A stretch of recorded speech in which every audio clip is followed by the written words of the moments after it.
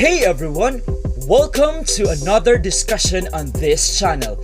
I am Alvin P. Escamo, a BS Ed English 3 student of Norsu Shatin Campus. In this video, I will be going to discuss the types of curriculum design under Unit 3. However, I will just explain the last two types, which is the learner-centered and the problem-centered design, since the first one was already discussed by Miss Sakiliyama, which you can view in this link and channel below. So before proceeding to our topic, here first are the objectives that we will be achieving at the end of the lesson. First is to internalize the importance of each type in the teaching and learning process. Second, is to explain each types in own words. And last is to identify the different types of curriculum design. So at this moment, we will now jump to the main topic of this video. So the first one is learner-centered design. This emphasizes learners as the center of the curriculum design and that they are the program's focus. So in a learner-centered curriculum design, students take charge of their learning by setting goals for themselves, developing plans for reaching those goals, tracking their progress towards those goals, assessing their performance against those goals, and reflecting on how they can improve their performance against those goals. These designs aims to customize the curriculum as per the needs of the students. Its core philosophy is that each student is unique and there is no standard curriculum which can fit all of them. Differentiated instruction plans can be prepared to suit each student as per their requirement. But since there is a constraint of time and also to figure out what each student needs uniquely, this method also has its disadvantages. Alright, so there are four categories of or classifications of learner-centered design. The following are: first, child-centered design; second, experience-centered design; third, romantic design; and last is humanistic design. First is child-centered design. This approach educates students to be active participants in their learning environments to enable teachers to optimize their learning experiences. With that statement, this is very important, especially for students. The strengths of this is that there will be interaction between learners, teachers, and the environment, thus creating collaborative efforts on both sides to plan lessons, select content, and do activities together.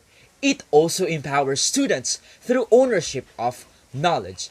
However, and on the other hand, the weakness of this design or this category is that the content of the subject of the curriculum is not specific or fixed. So let us now proceed to the second. It is the experience-centered design. Experience-centered design is that children's needs and interest cannot be met or anticipated. A curriculum framework cannot be pre-planned. Instead, everything must be done on the spot. So this second category is also perfect because curriculum is based on the experiences and prior knowledge of the students. Learners are also empowered, and also this will enable learners' skills to be improved and developed. However, the weakness of this category of design is that the content of knowledge of the curriculum would not be specific or fixed because it is focused only on the learner's experience and prior knowledge. So let us now proceed to the third, which is the romantic design. Learning results from the communication among people. Thus, by challenging content and accepting different opinions about the content, as well as from critiquing the purposes of the information presented, that's for the radical approach. So, the strength of this category of design is that it emancipates as well as liberates the students. It addresses social and economic inequality and injustice. However, for its weakness, it threatens the status quo of a particular curriculum. For the fourth and last is it's humanistic. It focuses on the attention that should be on subject nature of human existence. It emphasizes that there is a relationship between learning and feeling. It stresses on empowering individuals and development of positive self-concept and interpersonal skills. So, the strengths of these humanistic designs, it is again, it empowers students and develops one's love for self. It also develops students' self-esteem and confidence. However, its weaknesses is that its inadequate consideration of methods in light of consequences for learners.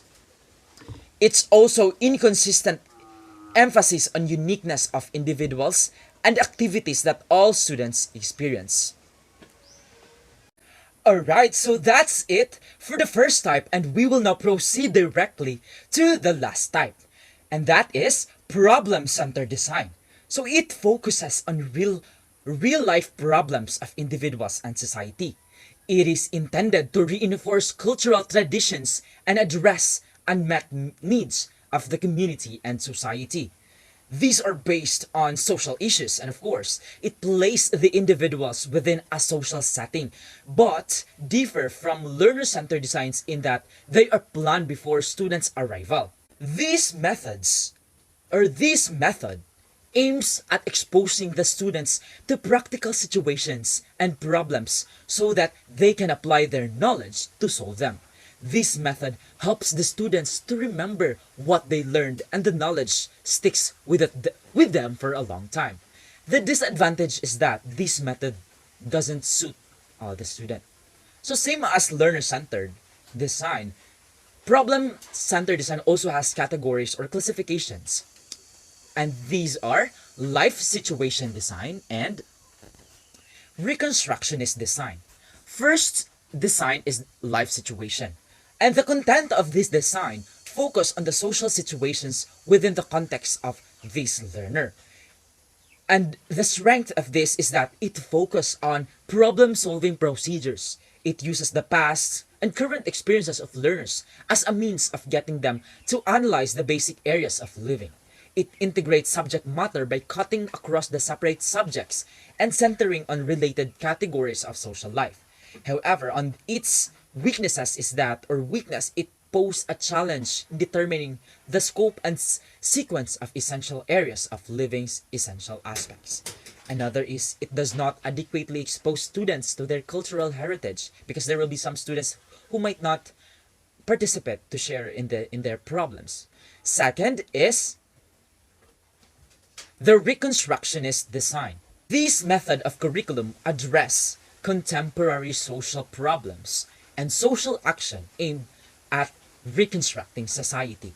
Its primary purpose is to engage learners in analyzing many severe problems confronting humankind. So when we say reconstructionist design, it's reconstructing something that have happened in the society. It's a way of becoming or making a change in the society.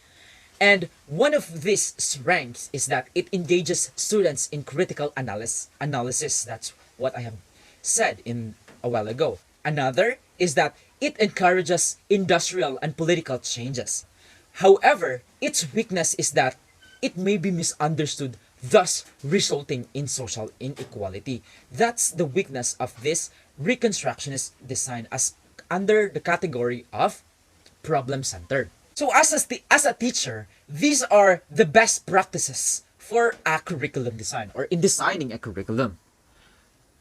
So these are the following. So first is we have to identify students' needs. That's the first. Second is develop learning goals, create a curriculum map, review potential challenges, make changes to the design, and of course, as one is to evaluate your design.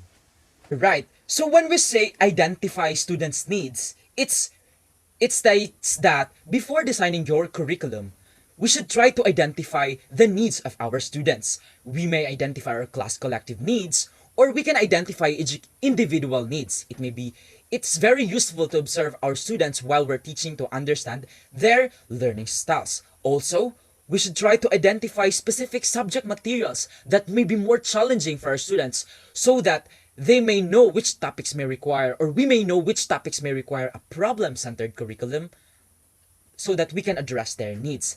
So next is develop learning goals. It's important to create learning goals for a class so that we can understand the curriculum's purpose. We may include goals we want our students to achieve, or we can also communicate them in order for us to know and to understand the goals that they want to accomplish during the school year.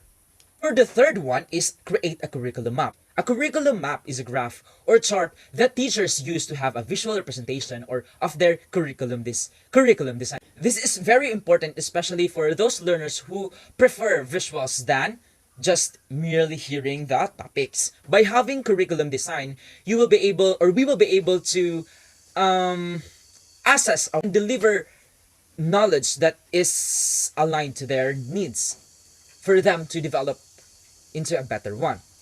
Next is to review potential challenges.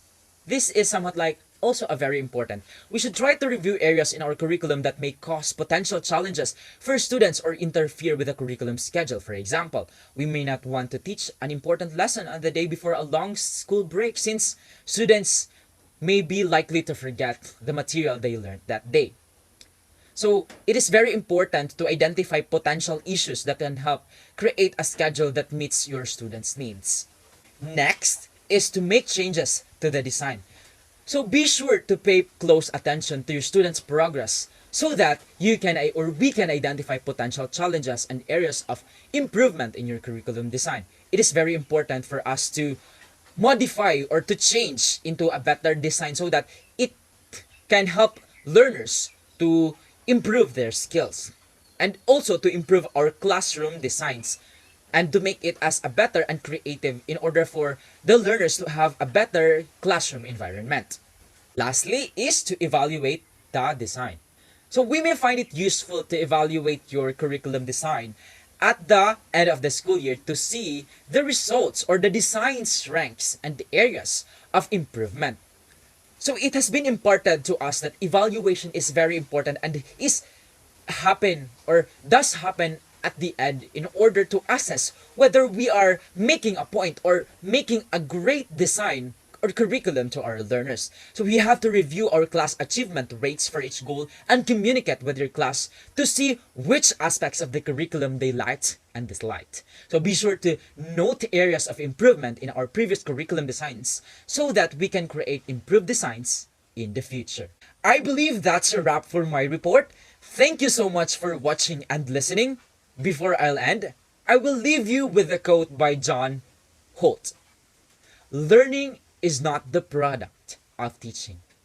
Learning is the product of the activity of the learners. Thank you so much and may God bless us all.